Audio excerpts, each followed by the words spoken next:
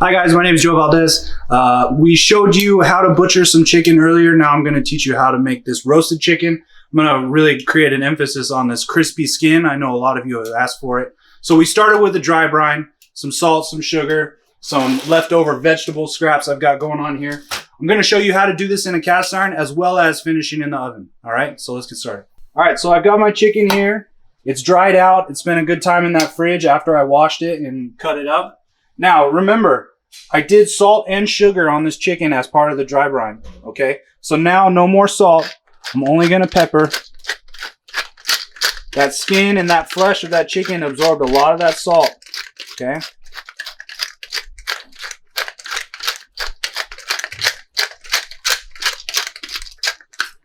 All right.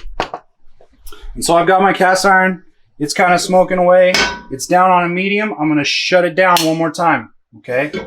So we're going to turn it down. I do have a lot of oil in there. Okay, what we want to do is create that crispy skin. I'm going to drop the wing in first just to see how it's going.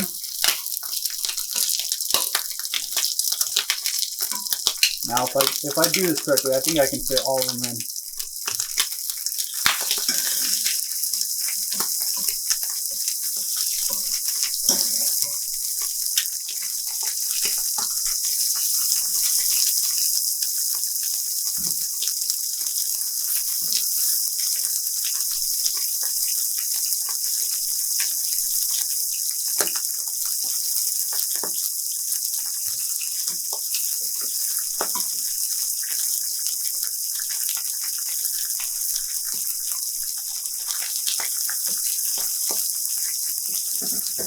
Now just remember, this is on very low.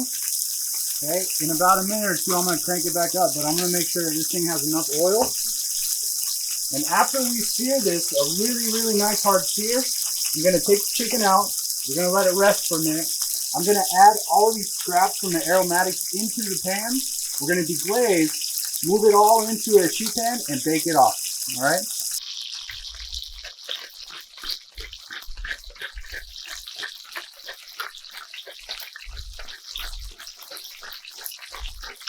So I've turned the heat up to about medium high. And I've checked this little drum right here. See how that caramelization is starting? I'm going to keep this going. Probably about another 5 minutes or so on medium high. Looking good. So that sugar that's in that dry brine is allowing that chicken skin to really caramelize. That's what brings out a lot of flavor.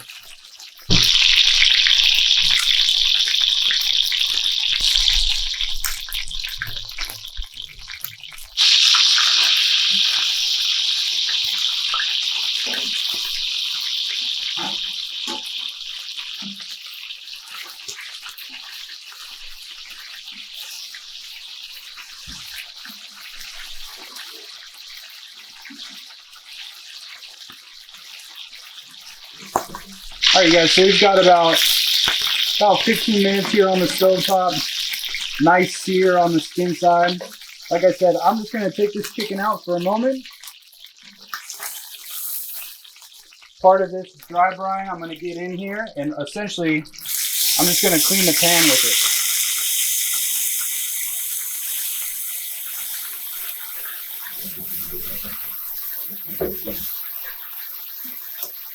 Now, all these aromatics are super important when I go off to bake this chicken. That's just some white wine.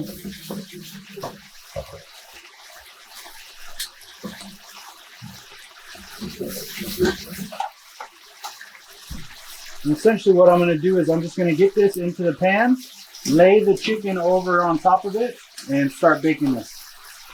Okay, they don't need too long. We did a great sear on them.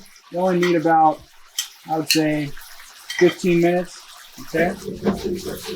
And while that's in the oven, we're going to make our succotash. All right? Heat off.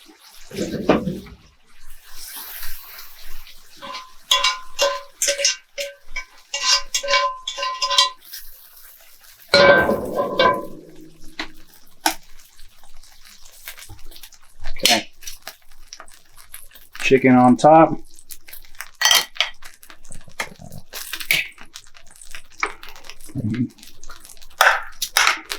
Two little wings.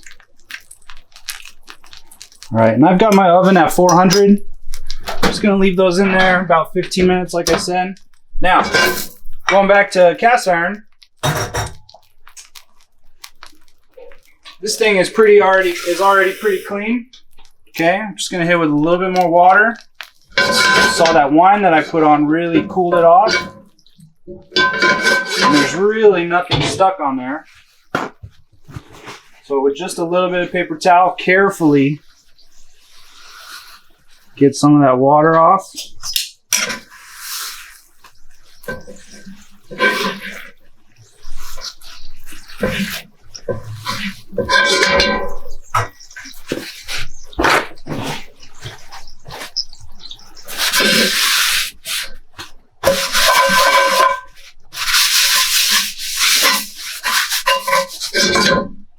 Okay, a little bit of oil.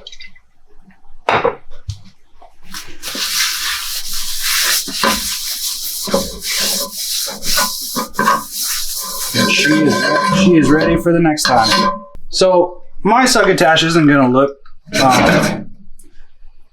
look kind of traditional. I'm actually going to start with a little bit of canola and olive oil, some andouille. Just chopped up andouille. I'm going to do some red onions, some celery, okay, and some red peppers.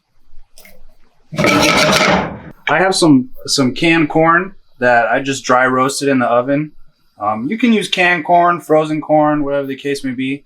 I just roasted it a little bit. It gives it a little more flavor and a little more depth of color. I have some edamame beans. They were also frozen. I just blanched them off a little bit, cooled them down on an ice bath. These are going to be kind of a finishing touch. I have some garlic we're going to add, some cherry tomatoes, heavy cream, and chives to finish. Okay. Hit this with a little garlic too.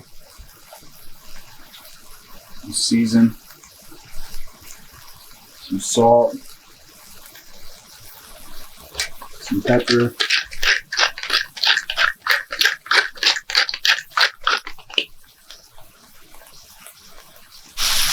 All right, guys, so I've got my red onion, celery, and red peppers sweating down, otherwise known as Holy Trinity. I've got some andouille in it. I'm going to add my roasted corn. Okay, our pre-cooked edamame, nice and shelled. Give this a good mix.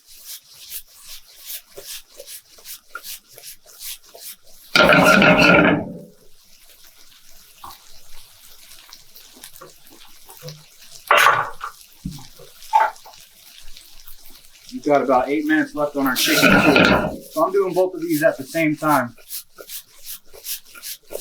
A lot of this stuff I just prepped the night before. You know, I cut the andouille, I cooked the edamame, I roasted the corn, cut up the red peppers, the celery, the red onion.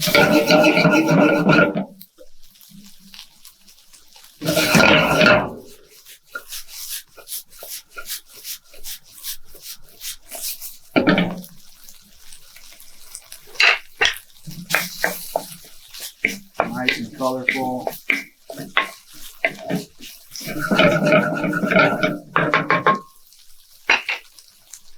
Yeah, I'm gonna add some chives to it. It's just a personal preference. Some cherry tomatoes as well.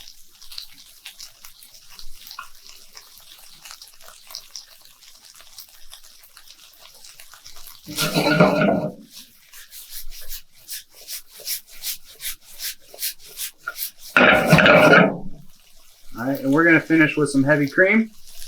Just it kind of ties everything together. Not too much. Let that heavy cream kind of reduce. Gonna go ahead and taste for salt. Make sure we have enough.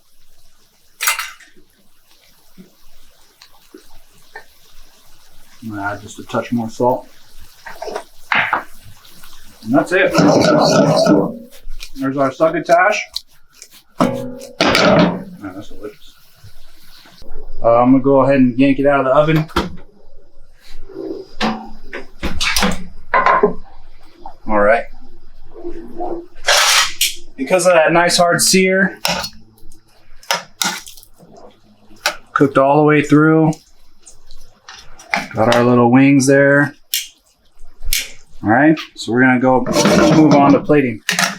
I pulled the chicken out of the oven. I'm gonna let it rest about a minute or two. Okay, it's kind of important to let those juices come back in, just like a nice steak. Okay, kind of reincorporate. Got our succotash here ready, got our plate ready. I'm gonna go ahead and cut some green onions just for a nice little garnish.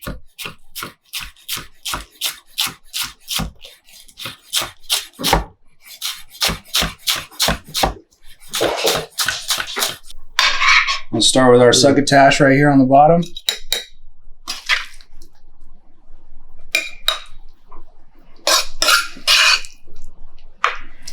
Now this succotash is great with just about anything. Any seafood, chicken, you can make it with steak. You know, when you're cooking at home, there's really no right or wrong way. Okay, we're gonna take the drum off.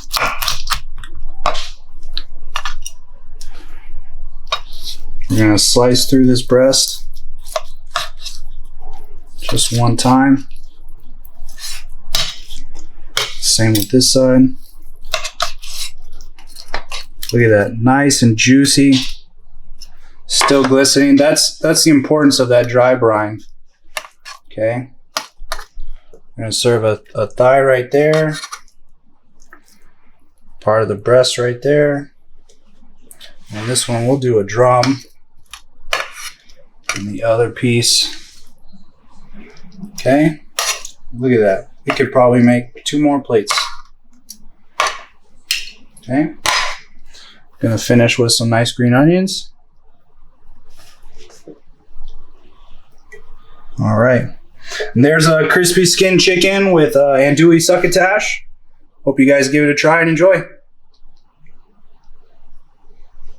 All right, guys, so I know we're talking about quarantine cooking and, you know, being able to feed our family and making all this money stretch. I just want to let you guys know that whole chicken that I butchered, I brined and then I butchered and then we cooled off and then we cooked. That whole chicken only cost me about $5, okay? And then you factor in maybe the edamame and the canned corn, some fresh tomatoes. You can do this without andouille sausage as well. Maybe all in all, this was $10, okay? And this is easily 4 meals. So I want you guys to, you know, really reach out to me if you have any more questions, any more concerns, anything that you really want me to help you learn. I love spreading knowledge, okay? Never, ever do I stop learning, okay? So I want to learn from you guys. I hope you guys can learn a little bit from me as well in the time being. And I really hope you give some of these recipes a try.